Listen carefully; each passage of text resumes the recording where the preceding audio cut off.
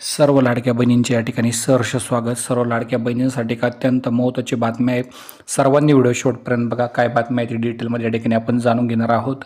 या ठिकाणी तुम्ही बघा, यंदाचा 2026-27 या वर्षाचा अर्थसंकल्प 6 मार्च रोजी सादर होणार आहे. अजित पवार यांच्या निधनानंतर अर्थ मंत्रालयाची धुरा सांभाळणारे मुख्यमंत्री देवेंद्र फडणवीस हा अर्थसंकल्प मांडणार आहे. 23 फेब्रुवारीपासून सुरू झालेल्या या अधिवेशनात 6 मार्च हा दिवस अत्यंत महत्त्वाचा ठरणार आहे. याच दिवशी लाडकी बहीण योजनेसाठी वाढीव निधी मंजूर होणार का, याकडे सर्वांचे डोळे लागले आहेत.